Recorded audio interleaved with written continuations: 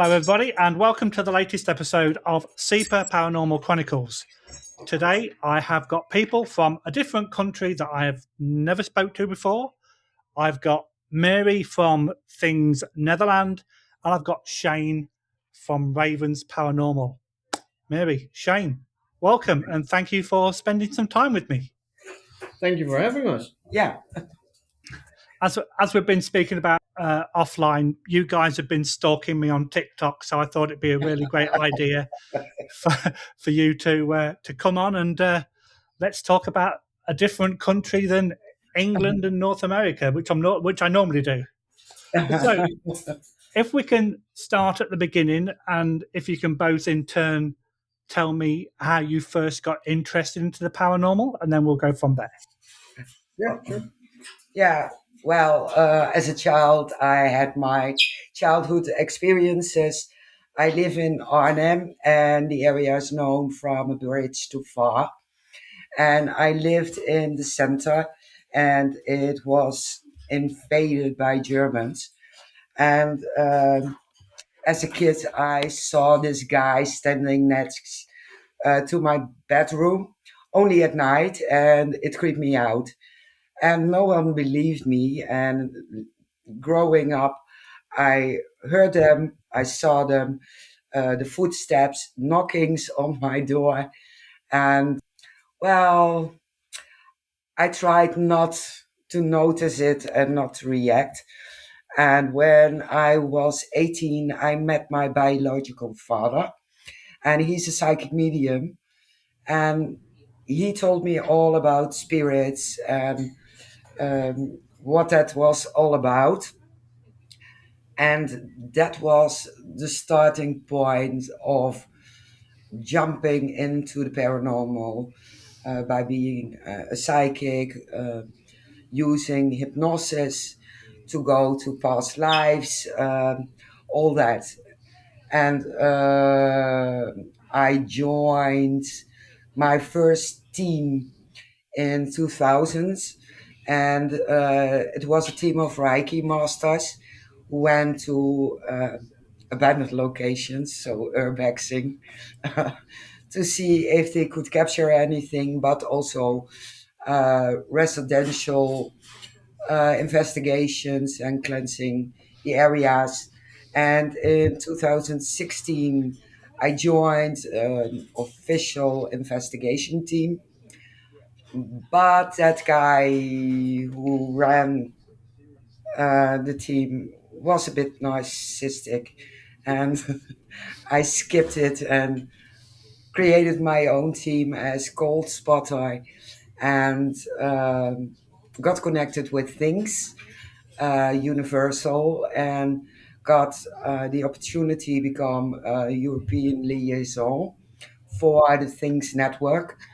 And yeah, Jeremy asked me if I wanted to be head of the chapter from the Netherlands and reaching out to different teams in the Netherlands. Well, I took the chance, and here we are since 2018.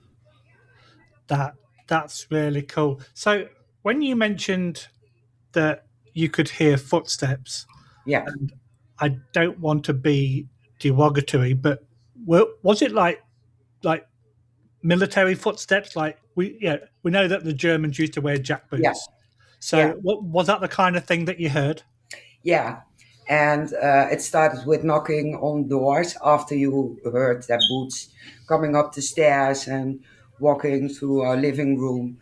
And the knocking turned into banging. And most of the time, I jumped under the covers and fell asleep. And I have to be honest, since I was 12, I slept with my lights on because I was scared what was coming into my room. Yeah, Yeah. I love it how people think that just by doing that it's going to protect them. Yeah. Oh, okay, Shane, your turn. When I was, I think, 10 or 11, I had my first experience with a full bodied apparition. I was asleep and I woke up from somebody sitting on my bed, and I was like, okay, my mom or my dad is in the room. what the hell's going on? So I opened my eyes and I saw a very strange man looking at me, which scared the complete shit out of me. Did the same thing as Mary used to do, put my covers over my head, and Do I it. had been there for half an hour before I was like, okay, now it's gone. Now I can come back out. I back then had no idea what it was, and I met my now wife as a friend. Started talking about it, and she didn't act strange or anything because I talked about spirits, and we immediately had a connection. And she taught me a lot about what the paranormal was. Figured she was 2 years younger than me, and she knew more than me, so that was like, how do you know these things? Well, I'm a witch, and I was like, you're what? I'm a Right. witch. Okay, good, great. She taught me about paranormal, and I said, "But who was sitting on my bed?" And she was like, "I don't know." I was like, "I don't know either." And my mom grabbed her photo book of people that were deceased. My great grandfather was there, and I was like, "That man right there was sitting on my bed." She was like, "Well, that's not possible," and I'm like, "Why not?" Because he passed when you were one, and I was like, "What?" But I saw that man, and she was like, "Well, that's your great grandpa," and I was like, "Okay." What's he doing here? So that scared me. But after that, I got very interested in the paranormal and read about it. Wanted to go after them to see if I can get answers. And that's when I started joining teams, which I should not have done in the end. But yeah, lessons learned. And I started my own team. And then I met Mary. And that's how we met to collaborate. So yeah, Yeah. it's a very good collaboration right now. And they always say that things happen for a reason. Oh yeah. So yeah, obviously the previous teams, and I've been in a previous team as well, compared to the one that I'm in now. And obviously that didn't work out, so we actually collaborated with the guys that I'm with now. But it's amazing how you can be with a few people and you kind of think, this is not the way that I want to go about it. I want to go down this road, not this road. Yep. And then you create your own teams, and then you can do things exactly how you want. Because I used to be a skeptic for the longest time, but then I thought to myself, well, if I'm going to investigate, I want to be able to rule out everything natural first before I look at the paranormal side of it. Yeah. And that can take a good few hours just to rule out all the normal stuff. So we're kind of trying to do things methodically, and straight down the line. Because the first time you do something and you get caught out for faking or whatever, then your reputation just plummets. Yeah. Completely The agree. more people that have that kind of mentality, the better, I think. Yeah, agreed. So let's go to a little bit further in time. You both joined your respective first investigations. Can you remember your very first investigation with a team? Not necessarily the team you're with now, but a team. You want to go first? Because I have to think about this one. I'll put you on the spot, don't worry. No problem at all. We went to a fortress, and there was an English investigator as well, and they were in contact back then. And our narcissistic founder um, had made his mind up. Everything he thought he saw was paranormal, and it sounds like Zach Bagans, but he Yeah. thought it was demonic. That's who I was thinking about when you were saying that. Yeah, it was infested by 12 demons, and he was playing mind tricks, and I couldn't deal with it, so I did my own thing in the fortress, and I came in contact with a guy, and he was brushing my face, and it startled me a bit. But I kept sitting there for an hour thinking it could be the wind, it could be a bug. Yeah. Yeah, but he kept stroking my face, so I had to discard everything. And later on, there was a claim there were children heard footsteps, children voices, and I did capture it on my voice recorder. And there was this big hole, and you could talk there and have a conversation, and everything started echoing in my head.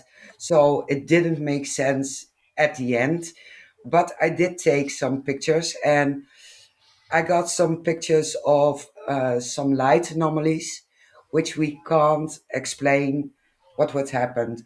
I took 10 pictures, and these anomalies were just on free. Wow. But the previous were perfectly fine. The last one, perfectly fine. And they were every time surrounding the rampart. And I couldn't explain it. And this guy, he said, well, it might be the flashlight, but I didn't use flashlight. Night vision camera, so you don't use flash.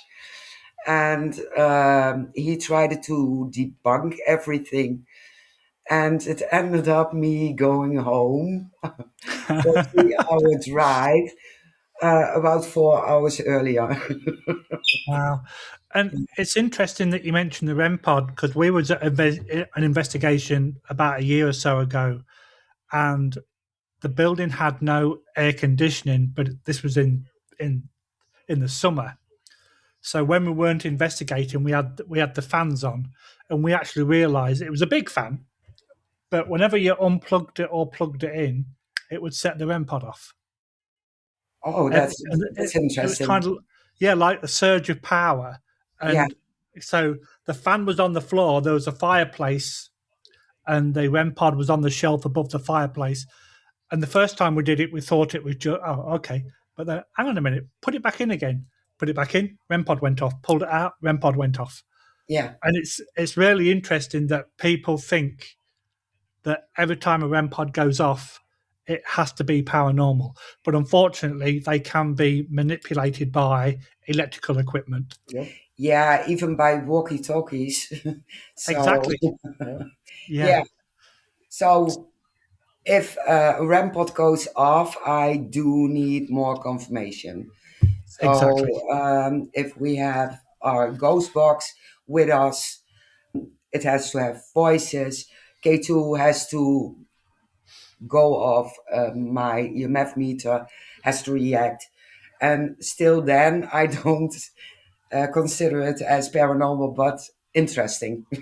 Yeah. And we kind of do a similar sort of thing. So, yes, we do use cat balls, but we will put them on a vibration device so that if both of them go off, you know that somebody's walked past and the vibrations cause both of them. But if one goes off and not the other, then we have to look into it even more because what's causing one and not the other. Yeah, Yeah. So it's good that you put those kind of things to the test because you have to rule out the natural before you look at the supernatural. Yeah. Exactly. yeah. So, Shane, have you thought of something yet? Yeah, I have. I was actually with my own team, and I had a guest investigator with me, a close friend of mine. And we went to our local cemetery. There are war graves over there as well, so and monumental sightings. Um, One moment she was giggling, the guest investigator, and was like, "Why are you giggling? You never giggle. What the hell is this?" So that was weird. And then I realized next to us was the children part of the cemetery. So I was like, I think I know where it comes from. Because when children spirits tend to come around, you start giggling, you start getting gigglish, and you want to play jokes and everything. So I was like, you know what, we're going that way. We'll see what happens. A friend of mine lost his child, 6 months old, so we were gonna pay our respects as well. I was there, and I was like, let's play hide and seek, see what happens. Just play with the kids because I knew they were there. As soon as I said, "You want to play hide and seek?" in Dutch, a voice in my recorder said, "Who are you?" A children's voice, and that was for me the most beautiful confirmation that there's children still there. And it was a playful voice, so it wanted to play, but it was like probably taught that not to play with strangers, which is a normal thing. So the little child asked me, "Who are you?" in Dutch, and that was one of my Class A EVPs. I still have them on my computer, but I can't find it. Oh, come on, Shane. Yeah, I have too much shit on my computer. Mary, could you just like whack him for me, because he's got to get his computer all sorted out. So, I have to clean it up one day. So, because you guys are in Holland, how is the culture in Holland for paranormal investigating compared? Wait, you're probably not going to know, but yeah, is it the same like it throughout Europe? Because over here, we have a few locations where I live, but it's very difficult to get into because they're city owned. If you go over the border into the US, it's very easy to get many locations because you can pay for it. So what's the culture like in Holland with regard to paranormal investigating? It sucks. It really sucks. It's very difficult to get into locations. Yeah.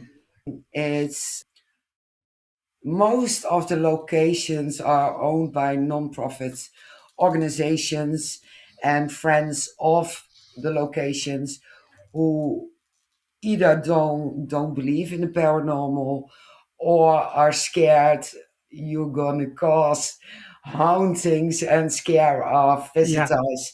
So you don't come in, and they don't look at it for extra money or extra income, No.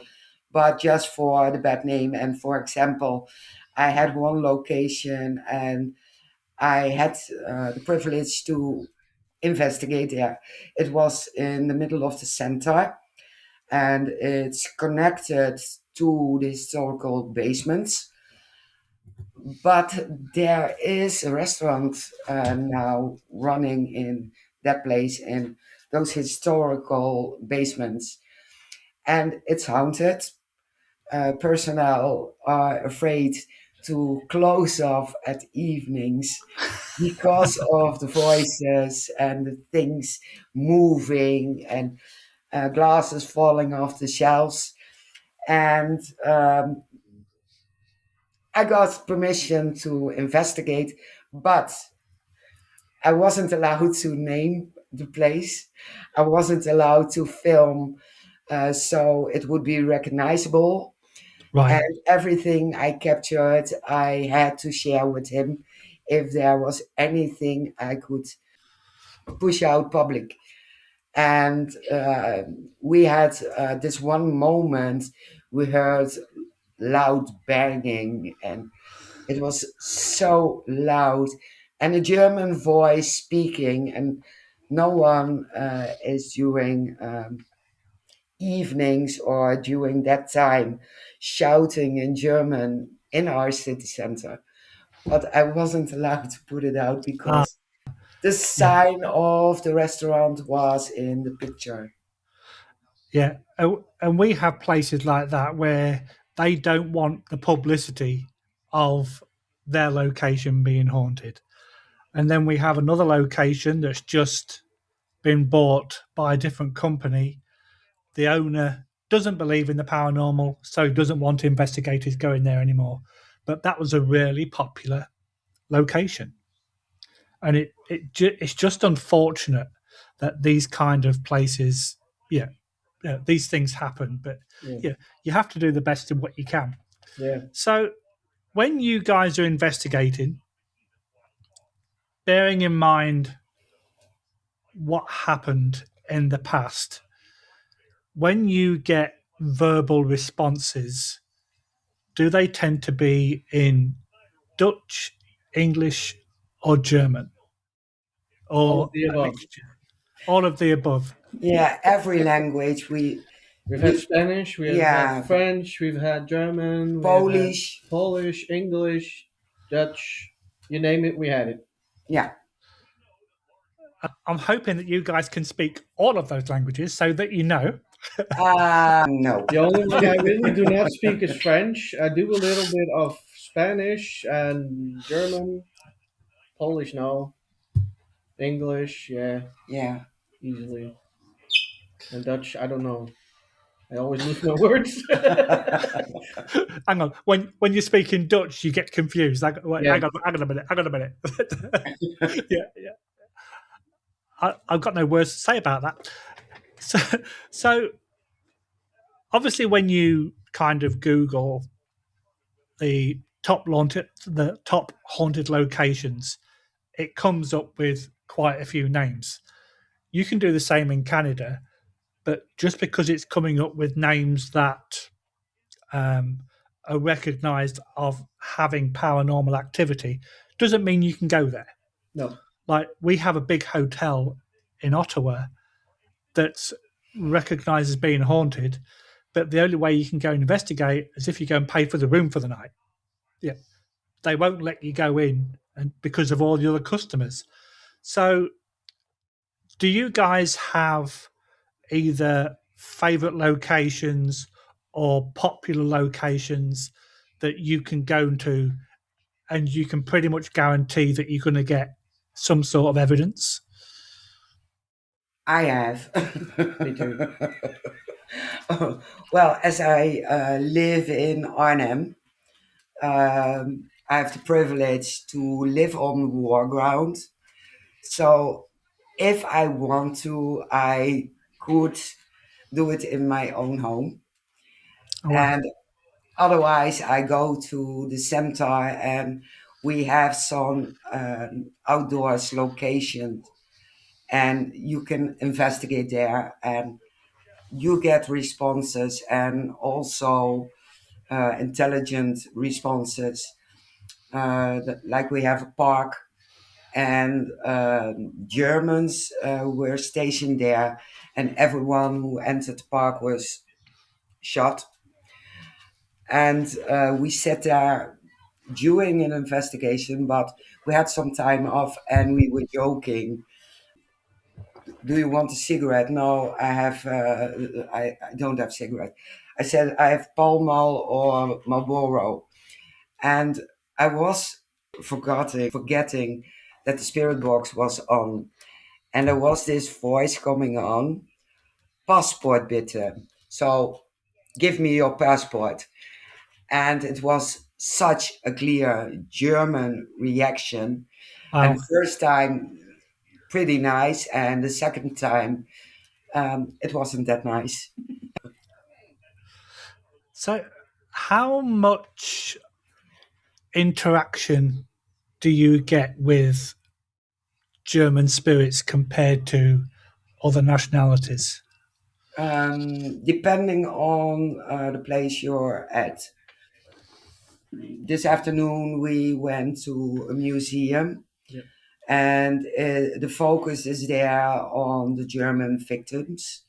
And they found lots of German soldiers in the woods over there.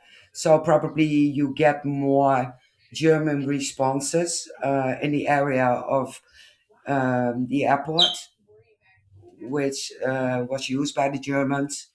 You get a lot of German responses there, and pretty much in the close area of the bridge.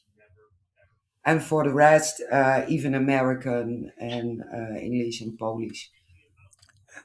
Yeah, because it's quite interesting, because obviously I'm from England originally, so we have a lot of history. We have a lot of war history. You guys are from Holland, Netherlands, and you have even more history because that's where the main battles were fought in Europe. over here, they don't kind of get the same military interaction with spirits. But if they do, it's from a more distant period than World War One, World War Two, because all the military here flew over the pond Yeah. to fight into Europe. Yeah. So, you can go to Gettysburg and you can see some of the old, like, American soldiers and that kind of thing, but they don't get any, like, World War One, World War Two based stuff because of the lack of activity Yeah. this side of the world. Yeah. So, because Mary's done some talking, Shane, it's your turn. Because I feel like you're being a little bit too quiet. No. I'll just leave her and then I'll go back. That's fine. So, Mary's mentioned about her kind of interaction. Do you have similar experiences? Well, yeah. I have two favorite places where on my side of the country. I have my local forest, which has for us, what we think is a supposed victim of a murder. It's a man, and he really does not like people in army clothing. Ta-da. I always got my boots on, my army pants, and back then a bomber jacket. But he really did not like me. And he also had a daughter, and his daughter did like me so much that she is now living in my house. I supposedly took her with me. But I always have responses over there, and the local forest is a place where teenagers come, at least the emo teenagers, and they complain about everything probably and make the atmosphere very negative during night times. So yeah, we always have responses there. One time I got attacked in the back, or at least it felt like that. I wasn't even ready setting up my stuff, and I was actually busy getting my gear out um, with my back against the pond, and I heard something running up to me, like children hide, um, stopped in front of me as I turned around, and it ran back and dove into the pond. And we actually sprinted up there to see what was in there, what got in the pond. It was not even a wrinkle of water moving. But we heard the splash, and we had no idea what it was. Um, that stands with me till this day because one, I couldn't do my investigation properly no more because I was just flabbergasted by what happened. Yeah. Second, my ass was in pain because I landed on my suitcase, which is very good to do. I jumped pretty high. That left a mark for at least a week, and I still have undone business there, so I have to go back, and I still want to see or hear who did that because there's still a building to come that makes me run out because I'm never scared actually, and that's something I really want to do. I am a paranormal investigator. I want to do everything logically. I want to see when something is paranormal, when it's not. I want to debunk things, but I also like to get scared. Oh, yeah. But I never got scared, so I'm still waiting for the one building that's going to let me run out. And the other one is the bunkers in IJmuiden. Those bunkers, there's a couple underground bunkers. I love those places. They make me, I almost feel like I'm at home. And I always get responses there. Interesting. And I think when you said that you'd got unfinished business and you wanted to go back, I'm sure Mary put her hand up then and said, "Yeah, I'll come with you." I'm sure that's what you did. You were like, "Oh, yeah, I'll come." Definitely. Yeah. Yep. So, are you guys fans of all the gadgets or the bells and whistles, or do you kind of stick to your basics when you're using your equipment? Well, we always stick to the basics. Yeah. But we tend to try to test things out. If it's new, see what happens. If it works, if it doesn't work, it goes. Yeah. If it works, we tend to try it and use it when we can. But we always stick with the basics. So camera, recorder, EMF detector, that's it. Yeah. And ourselves, of course. But So I know you mentioned about hypnosis and Reiki masters earlier. So, do either of you or both of you have mediumistic skills that you use in investigations? Yes. Point the finger. Yeah, she does. My wife does. Surprise. We didn't expect that. So, Yeah. do you actually hear or see things, Mary? Hear, see, smell, taste. Every senses works and is on, and sometimes even pains. And it's not always fun, but it's a part of the job. Exactly. Yeah. Yeah. So, Shane, does your wife go on investigations with you with her being a witch? Whenever she can, yeah. I have 2 kids, and I really do not have a babysitter, so I always have to wait and see if we can find a babysitter to watch the kids. And if they can, then yes, she will come along. If we don't, then she will stay in a distance, and we will keep in close contact with her. And because she is a witch, she can protect us from distance. Knows when something's wrong. We always have our phones on airplane mode or off. Of course, yeah. Because my wife and I know each other for so long, and we have a connection like that. I know or I sense when something's going on, and she needs to contact me. And then I put my phone on. I'm like, Mary, I have to call my wife because something's up. And then I call her, and she's like, okay, you have to watch out, watch your back, whatever is the problem at that moment. So that's a And weird connection, but it works. Yeah. I kind of find that information's really good if the person stood next door to you. But if they call you and go, "Oh yeah, just let you know, watch your back." Okay, oh, I've got to go. Bye. What do you mean? She tells me what's going on. Trust me. Yeah. So, one of the normal questions that I guess to get asked is, you know, have you ever been scared, or what was your worst experience, or what was your best experience? So, apart from the ones that you've just mentioned, can you guys give me like, you know, something that happened so bad that you would never go back, or something was so exciting and so like unbelievable that you can't wait to go back? If that makes sense. Ooh. It does make sense now to think about it. Yeah. I got scared, but I want to go back Oh, because I'm a bit of a masochist. I was doing some field investigation, and we got some responses from this woman who was telling us she lived in Amsterdam and she helped building up Arnhem. And I thought it was bollocks. So we did some research, and it turned out Arnhem was destroyed completely. We didn't have anything. No doors, no windows, no beds, no clothes, nothing.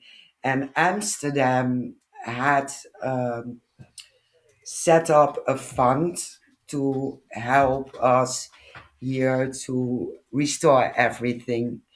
So the windows in the old buildings you see are originally from Amsterdam, Oh wow. and the doors are from Amsterdam, and there is a lot. So the vibes were the same as before. So I was curious to go back, and we aren't allowed after dusk in the woods, but hey, It happens. it happens. I forget the time. So we heard some things, and I told her because I was with another investigator, and I said, "Oh, those are rabbits, or maybe wild boar, or deer," and we kept hearing those footsteps. But we saw also car lights, and at one point I said to her, The fines are so expensive. Let's pick the things up and go to a safe place where we can stay all night. So we did that, and we walked back to the car, and I lost her. I said, "What you doing? What you doing?" She said, "I saw something. I saw a light." I said, "You're nuts." I saw a light. I said, "Well, now we have a problem. The police are coming." So I said, "Come on, we're going to the car." So I turned around and I made 2 steps, and I heard very loud bipedal footsteps rushing towards me. And I didn't have the nerves to watch, but I walked like a badass girl towards my car. And when I came to my car, I picked up some cigarettes and brushed my face because it was wet from the sweat. And I said to her, "What the fuck was that?" And we went back a few weeks later with some guys, and one was wearing Crocs and one boots, one sneakers, and they made turns by rushing between the trees just to try and replicate the things we heard. If it was bipedal, if it was maybe a wolf or a fox or a mad wild boar. So we concluded it was bipedal, but we couldn't replicate it without those guys walking into trees. Right. So it was very interesting. I always wet myself. And last time we went back together, and as soon as you walk in the area, the vibes are so negative, and it feels very, very dark. Um, I still can't explain what we encountered, and it wasn't an animal, that's for sure. And it scared the hell out of me, but I want to go back and try and find out what it was. That sounds like a road trip to me. I think. It is. Yeah. Okay, Shane, your turn. Yeah, well, like I told you with the thing that rushed towards me as well. It's the same Yeah. thing. By Yeah. the way. Yeah. There you go. There you go. Problem solved. There you go. Yeah, no, it's a different location, but it's the same the thing that occurred. But that's something I want to go back to and see if I can, Yeah. without the teenagers, because they still hang around there and they're very annoying. I sometimes want to smack them, which is not allowed, probably. Yeah. But I want to go back there. People frown upon that, don't they? Sort of like Yeah. whacking people. I can tell these teenagers they're ghosts here, and they're gonna probably laugh and still they stay there. And I'm like, doesn't work. Well, yeah, because they're gullible so, as well. Exactly. So, how did Things Netherland and Ravens Paranormal get together? We investigated in the past. A mutual friend introduced us, and we were going to a location in the area near the German border. And I thought it was really interesting because it's called the Devil's Mountain, and there's a lot of history. There was a murder over there, but also there were claimed to be witches have gathered there. There's a witches' chapel, but there's also a history from World War II, German soldiers with their dogs. So I'm in, always in. And that was the first time we investigated together, and it was a success. It was. And very interesting. And later on, we did an investigation here in the area, and it was fun as well. Yeah, And except for the fine in the end. yeah, the fine at the end, because we went in the area after dusk, and it's not allowed. It is not. And I couldn't talk myself out of it. Not this. So, No. so I've made a note. You both like breaking the law. Okay, got it. Yeah. Yeah. If it comes to that, then yeah. Yeah. Yeah.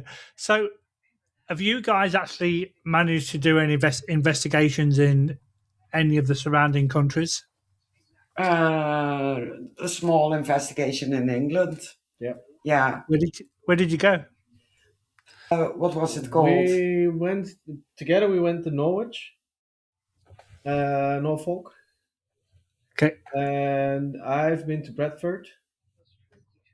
Before that, the year before that, and I did an investigation in an old bus museum with another team from England itself. That was very interesting, by the way. Yeah. That was very interesting. Yeah. It's funny you mentioned Norfolk because my home county is the one above Norfolk. It's Lincolnshire. Lincolnshire. Oh. That was very close by, yeah. Yeah, which it always confuses people because my hometown was Boston, which there's a Boston over here. I go, no. Mine's the original one, not the fake one that's down the road. Yeah. It's actually quite funny because I went home in November and we went to this World War I/World War II museum. My wife was talking to the owner and he's actually invited us over to do an investigation at his museum. Like, it's like you do realize, like, all this equipment from Canada to the UK, but yeah. At least I wouldn't have to pay for accommodation. That would be sorted because it's in my hometown, so that would be good. So, what do you guys think with regard to buildings that are haunted are the most popular ones in the Netherlands? Because over here, for example, we have jails and we have mills, and they tend to be the most popular. So, what are the most popular in your neck of the woods? I think fortresses. Yeah. And we have a few castles. And I know there are at least 4 jails. Yeah. But they made a hotel out of it. They did that here. We've got a jail in town, and they've made it into like an Airbnb, and it was haunted. It's like, oh, come on, guys. Yeah, it's over here as well, and I tend to go and book a room there, but it's quite expensive.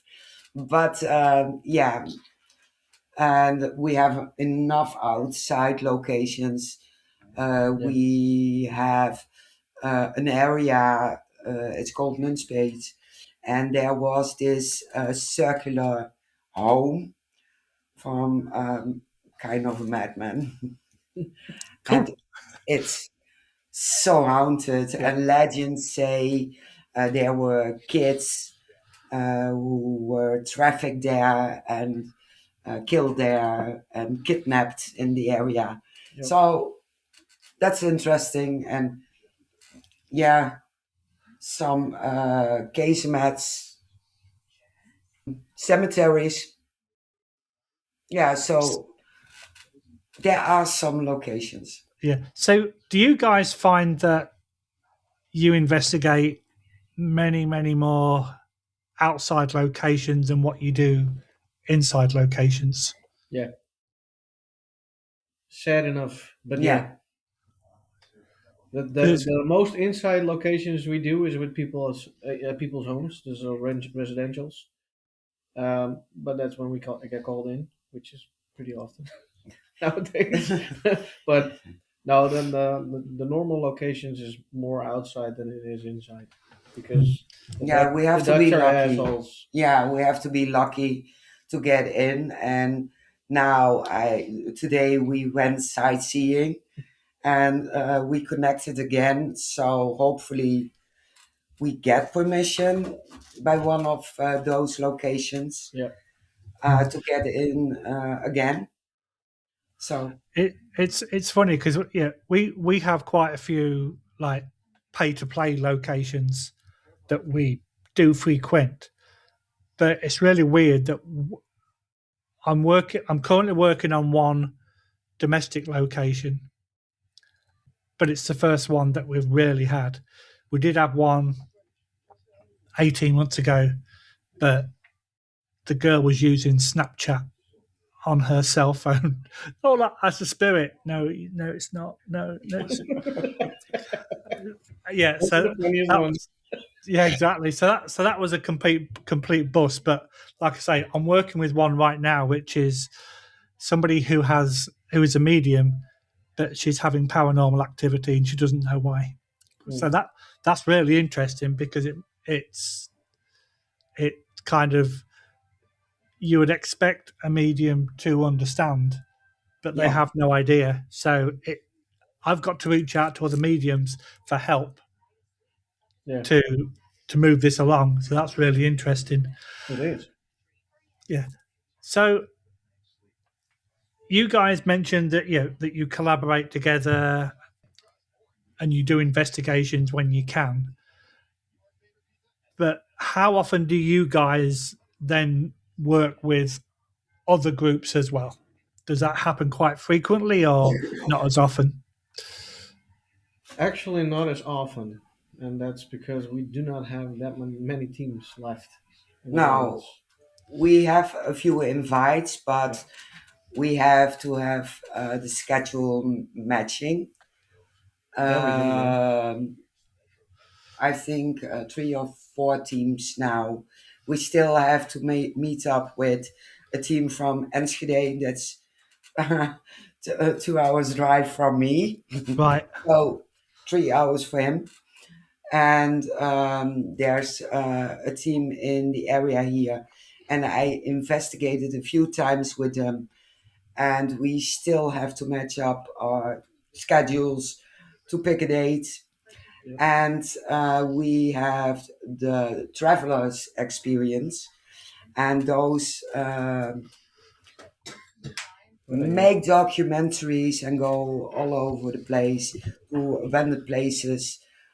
One is skeptic, one is scared as hell, and one is just for the camera and laughing his ass off. And we promised to go with them on the road, so we need to pick a date with them as well. And we have an invite from a German team, but we have to fix our schedule with theirs. Yeah. Yeah. So we're actually quite lucky because I've got contacts within the Comic Con world. So one of the girls that works at the Comic Con, she's really big into the paranormal. So we have a booth at the convention. So it's really good because you then get complete strangers coming up to you and going, "Oh yeah, I don't believe in the paranormal, but let me tell you the time when." Yeah, I know that's a very familiar story. Yeah, and it's weird. And I tell people this a lot. 20 years ago, nobody told anybody, but since a lot of these shows are on TV and it's more coming out in the open, there's more people admitting that they've had experiences, they've had something that they can't explain, and such like. And it's great that people can now share stories where, when I was a kid, if you mentioned that you were seeing spirits, it'd be like, okay, come with me. Yeah. Go and sit in. Go and sit in that padded cell. You'll be fine. Yeah. So let's just flip the coin a little bit for a second. Over here, the cryptid world is very big. Sasquatch, Bigfoot, Mothman, Dogman, and all of those. And the UFO world is very big as well, especially with our neighbours just over the border. What kind of culture for cryptids and UFOs is there in the Netherlands? What I've heard, UFOs is not that small anymore. It's getting pretty big. Yeah, it's pretty big. Yeah. Bram and Wilfred. Yeah, so we have a point where you can put in your sightings, and they work together with Belgium. Yeah. So it's getting bigger, and we have that UFO, what's it called? An incident here at the border of Belgium. Oh yeah. And it's even been on TV now. Yeah. Oh So wow. it's getting bigger, the Yeah. UFO. People are still laughing about it, but it's getting bigger. 20 How, years ago, they laughed at us oh, for being in the paranormal with spirits. Yeah. yeah. Exactly. Yeah, Because But it's really weird. Because yeah, no, mm-mm.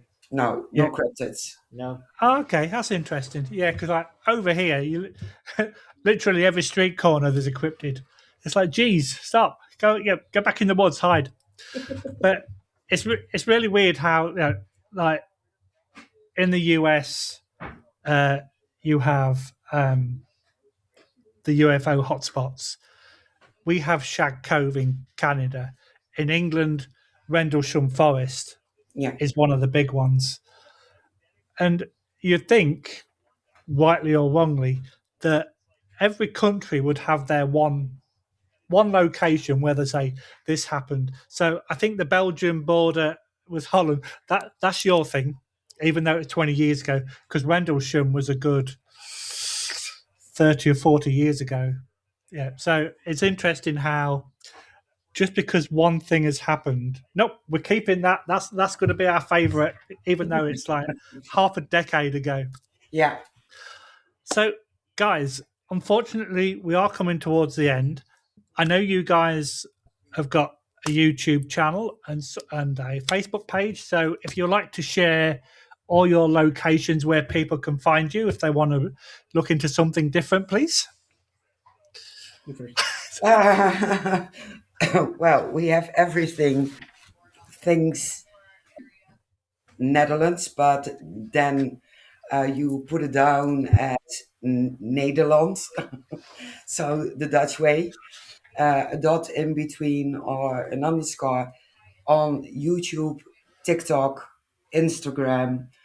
I have a LinkedIn made for Things Netherlands. We have podcast platforms, like pages, and it goes the same for the Ravens because I put everywhere where possible in cooperation with the Ravens Paranormal. Yep.